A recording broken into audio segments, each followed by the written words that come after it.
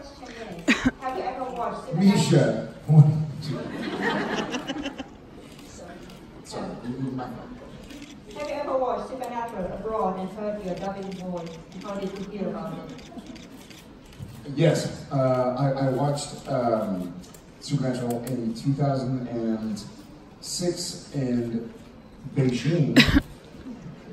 So I was dubbed in, I suppose, Mandarin? That sounds ignorant? Mandarin or Cantonese. And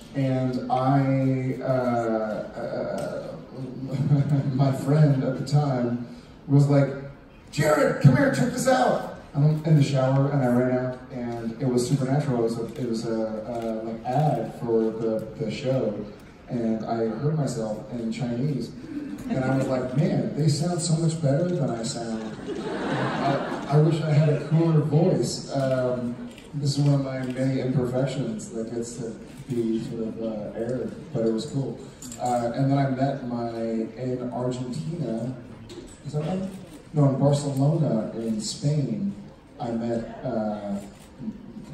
my voice dubber, who was like a very handsome and sexy Spanish man. And he's like, I am Sam Winchester. And I was like, I wish I looked like you. He is not. He is. No. I met him, I have pictures with him. Oh, don't you say he is not. He is El San Winchestero. You watch your mouth. He's a handsome, talented guy. So, well, that's not important. Yes, so I have, but not a lot. Have you? Yeah, I'm from Germany, so I watched your German voice, and it's quite high. Yes. Oh, that's awful. That's pretty embarrassing. Oh, that sounds wunderbar.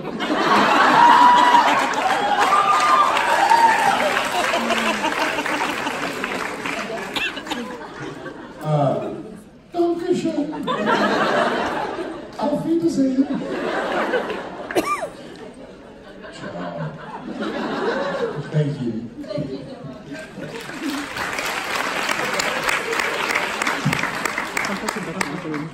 Hi, how are you? Hi, my question is, there was footage a couple of years ago of you playing guitar, I think, at a con in Australia, and obviously the Supernatural family actors are all very musical, or a lot of them are, and I just wondered, will we see more of that from you, and can you tell us a little bit about what it means to you playing music? Sure.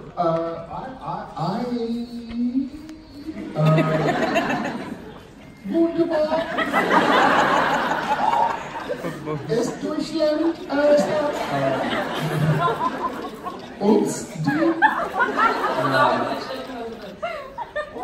That scared me. It's been a little hot.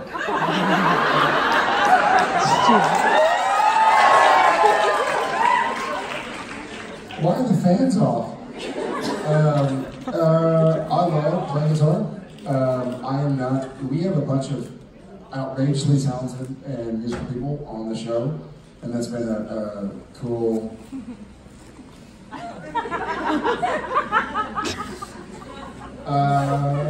yeah, so...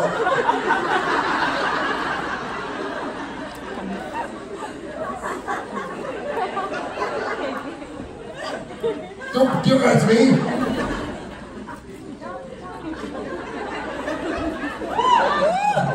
Yeah, it's gonna come back to me.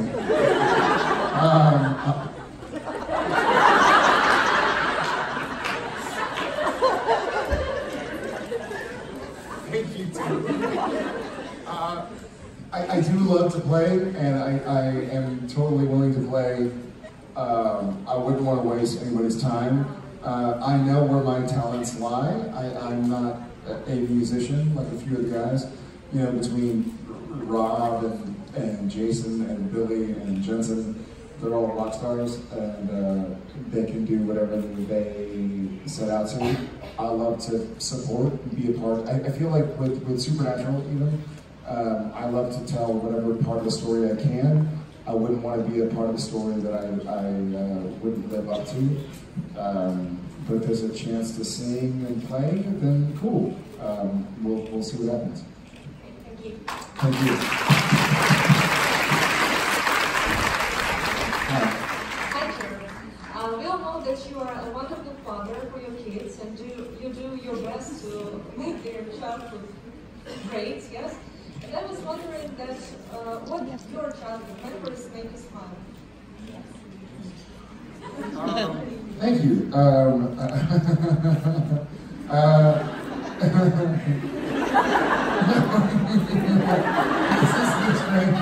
I'm laughing because I'm trying to consider whether or not to push back on the first part. I try to do my best. I feel like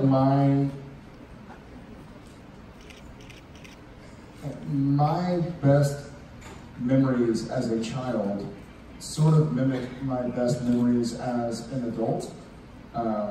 So I'll be 37 in a couple months. A month? July. In July.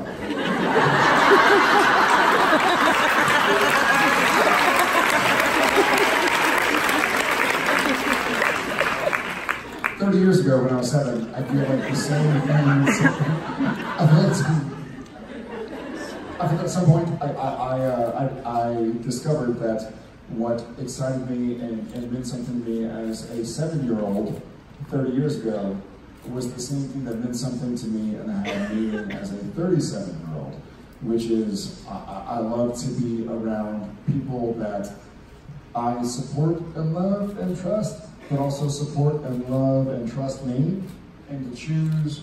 I mean, everybody in this room probably has things that they would rather have not have done, myself most of all, I'm sure, but the fact that we choose to focus on the best of each other, I feel like if the world focused on the best of the person who they're talking to, it'd be a better world.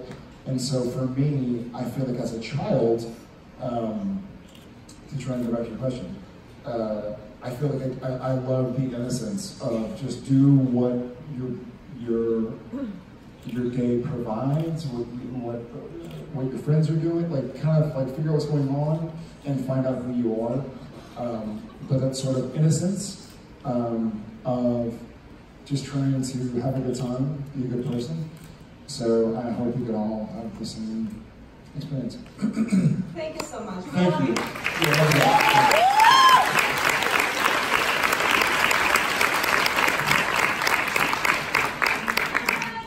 Okay. Hi. Hi.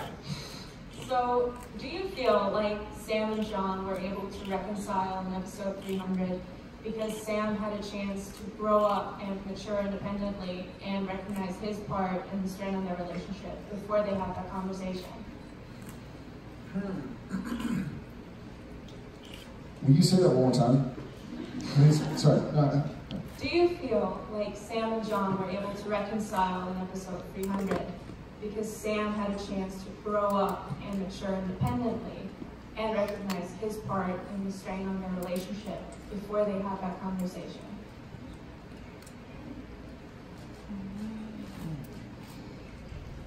Yes and no.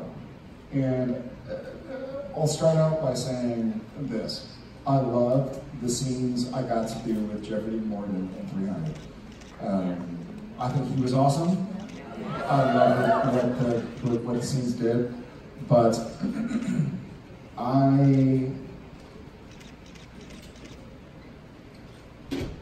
a different part of me doesn't feel like, a different part of me feels like it's not somebody else's job or the job of your age or experience to make you comfortable with where you are and the experiences and relationships that you've had and that you're in. So I feel like the scene that I loved, and I had to walk away several times because I was crying, because Jared was crying. I think season 1 Sam could have had that same conversation with season 1 John. You know, it took Sam 14 seasons, however many years, but I don't feel like you need to go, I don't feel like people in general objectively need to go through something to find themselves in a position to, sorry, I never said the languages here. I feel like it's on the individual to go, you know what, I'm going to make this right. And if the person doesn't reciprocate and give back to me what I'm giving to them, then that's not my fault. That's not on me. It's not my problem. I shouldn't be guilty, sorry? Responsibility, sure. So I feel like Sam could have had that same conversation in season 1, in the pilot, or in the finale of season 1. He didn't have the words for it yet because he was younger. But I feel like we all have, everybody in this room has the power to make peace with their worst demon right now. But it's up to you, you know, proverbially. So I feel like I'm glad to see it on camera. I feel like if we don't see Jeffrey D. Morgan again in Supernatural in the next 20 episodes, I'm happy with where Sam and John ended. But I feel like Sam found that part of him, discovered that facet of himself, and Sam's my buddy.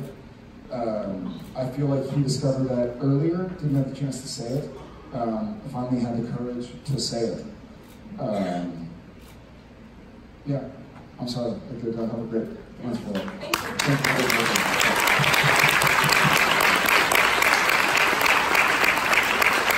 Hi. So season 15 being, unfortunately, the final season, what do you see yourself doing afterwards? Would it involve maybe producing or directing or maybe something different? Well, not directing. I would love to produce. I'd love to produce, and I'd love to do maybe cool guest arcs of acting on other shows or movies. Okay, thank you. Yeah, thank you.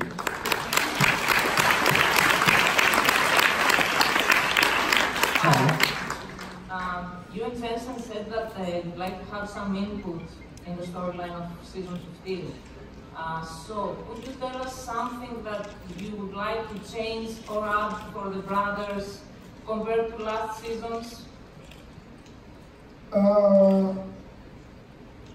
Great question. I personally, I feel like my input that I want for Sam is input at the last second, in the last moments. So I don't want to write season 15. I don't want to direct. I don't want to produce. I don't want to write any dialogue, any storylines. I want to protect my buddy. To quote Jensen, who quoted Sylvester Stallone. Sam Winchester is my best imaginary friend of all time. You know, Sam has Sully. I have Sam. Thank you. So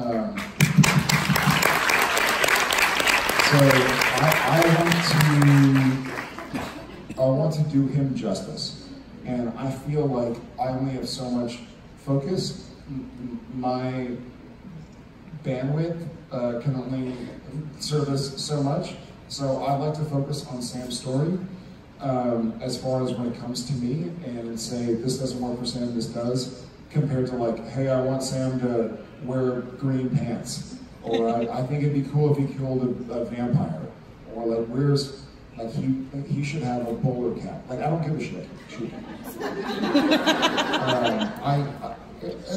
I want to make, there's a great story when I worked with the late and great Peter O'Toole. He told a story about his friend. I won't mention the exact name, but he said his friend, who was knighted, who was a multiple Oscar award winner, his friend started to rehearse lines in the mirror to see, like, well, if I say the line like this, you shouldn't do that. You shouldn't do that. You shouldn't do that. You know, like so he became a byproduct of the way he looked compared to how it felt. So I don't watch myself. I don't watch myself before I film. I don't watch myself after I film. I haven't seen a lot of the show. But I've seen it in my head. So in some way, shape, and form, I want to stay true to what's inside of Sam, whether or not it looks like Sam is wearing this or wearing that, or saying this or saying that. As long as my motivation is staying true, then I'll be happy. But I don't want to guide the storyline.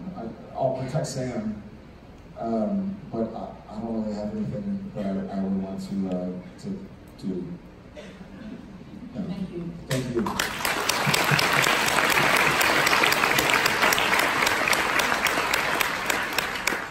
Hi. Ciao. Oh. After Jack killed Mary, the brothers had very different reactions. Dean is hell bent on revenge, while Sam is a lot less so, but they both lost their mother for the second time.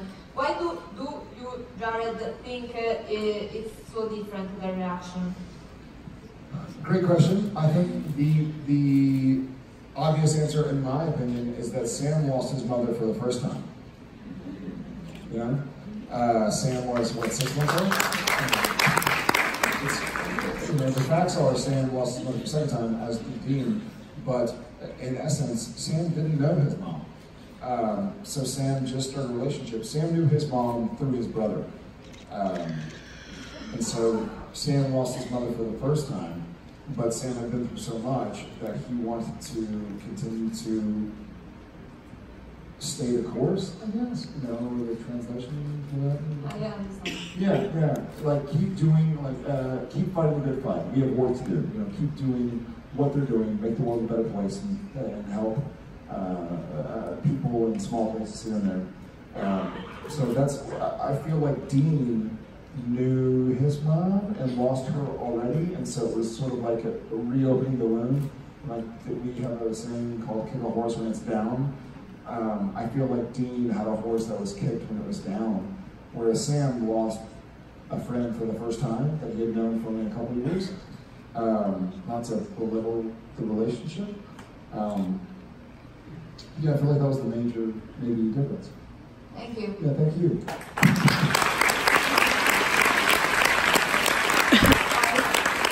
My name is Carol, and there's something I always wanted to know. Why did Sam need to portray himself as a vessel for Lucifer in Demon Blood, but Dean didn't need to, and also Castiel didn't need to, and Nick didn't? And also, are you gonna do something with your hair now that the show will end? What are you trying to say?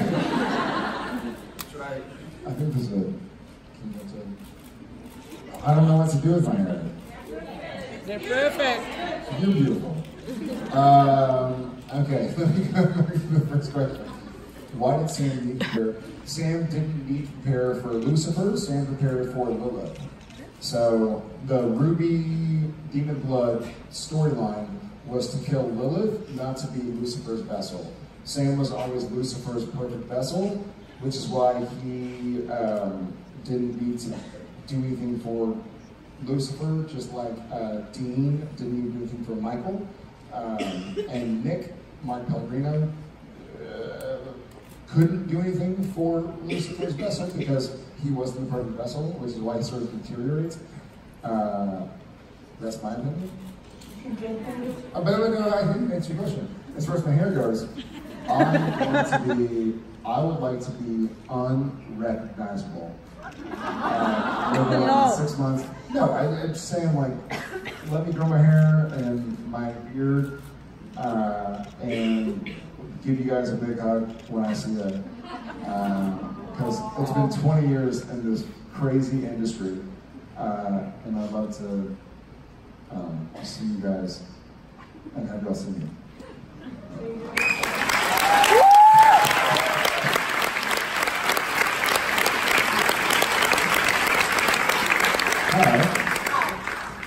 So the show has been developing Samuel Rowena's relationship really organically. And do you think they could be going somewhere with that? And would you like to see going somewhere with that?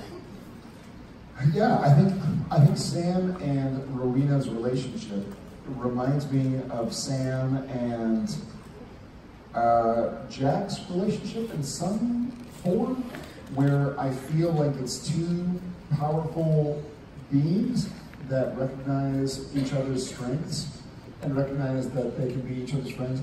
I don't think, in a weird way, and I've seen this in the writing, and maybe you guys have too, I don't think Sam is looking for more friends. Whether that's good or bad. I feel like Sam, even with Jack, he wasn't Jack's dad, he wasn't Jack's brother. He loved Jack, but he sort of was still at arm's length.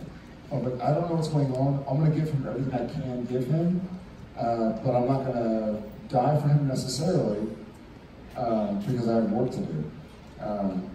Probably the same to some degree with Rowena, though she has a bit of Crowley in her, and so you're like, I don't know if she's on my side. I think she is. By the way, I love Ruthie, so any excuse to work with her, I'll take. I like to sign me up. But objectively, I feel like I'd love to see more Sam and Rowena. I'd love to see more Dean and Rowena. I'd love to see more Cass and Rowena. Anytime I realize that this show, and I know that we have 20 episodes left, and so that's the last of it. And I'll cry harder than all of you, I promise. I'll bet you love. Challenge accepted. What do you bet?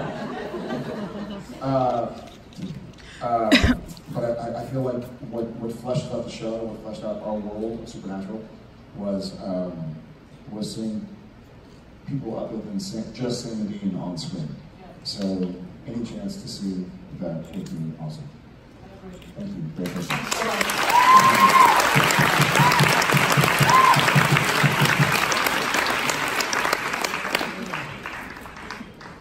Good catch. Thank you. I was going to just float here for all time. Hi. Was there any episode that was scary to shoot besides the bus one? And why did the show stop making scary episodes like in the beginning? Great questions. The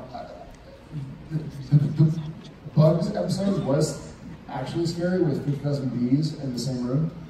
I feel like beyond that, there were certain stunts that may have been scary, but I feel like what happened, the reason we stopped or we sort of steered away from doing individual episodes that were scary was because we found a storyline and a family that made sense for the long term. You know,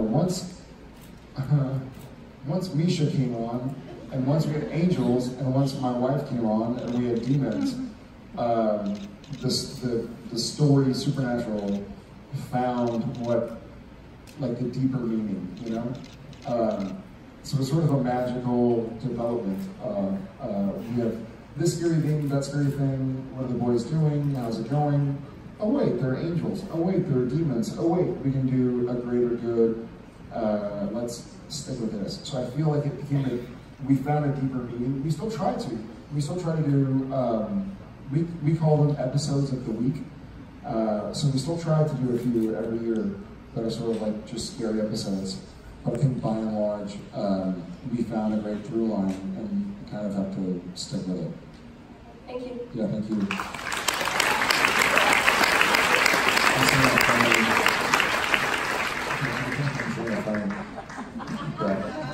It's sort of like, this is blurry. Hi. Hi.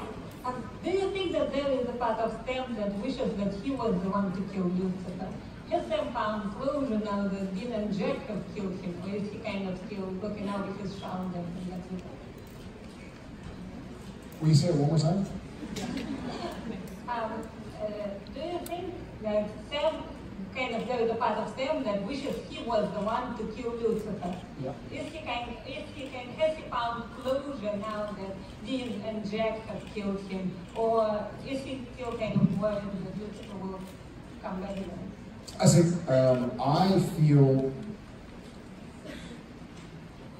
I honestly feel like Sam is happier that his brother did that for him.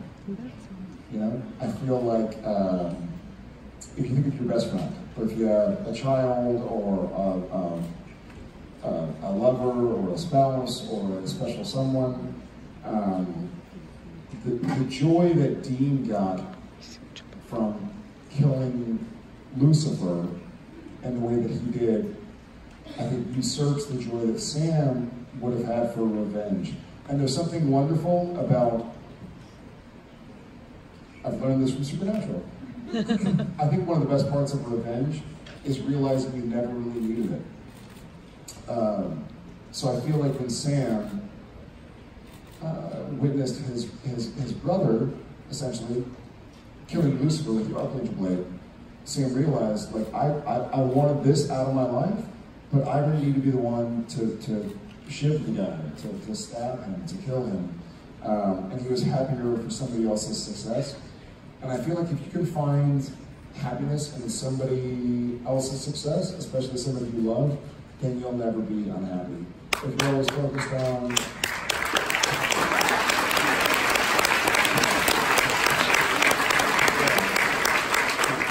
if you focus on, I guess I said, if you only focus on the things you can write down on your resume, you'll never see the larger picture, the bigger picture of what people did with your help and what you did with their help.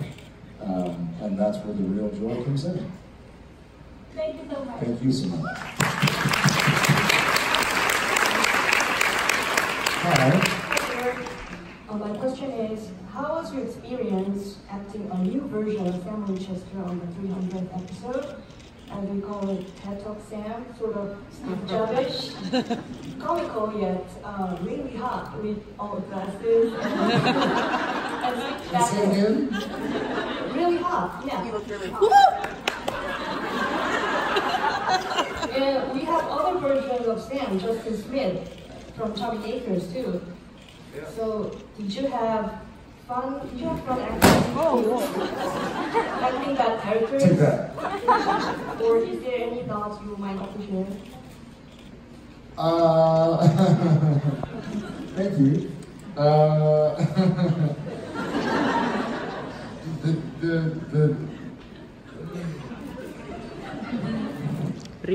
The TED Talk thing, the pants were very tight. That's all I recall. The glasses were prescription, so I couldn't see anything, and the pants were very tight. And it was fun to shoot.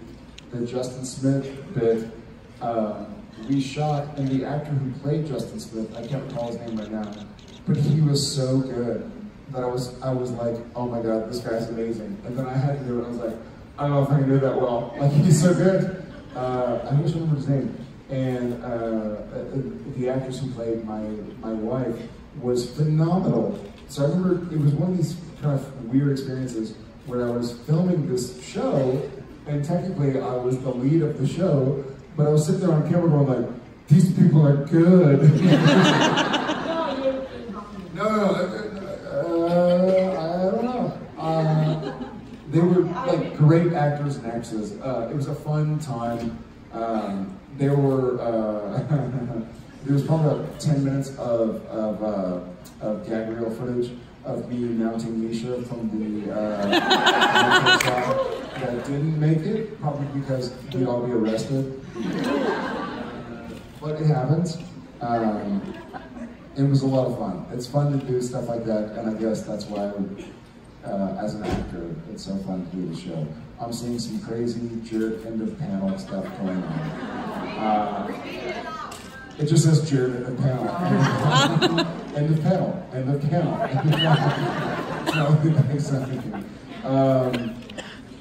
Thank you so much. Love all you guys. I think I'm done for the day, but I'll see you tomorrow.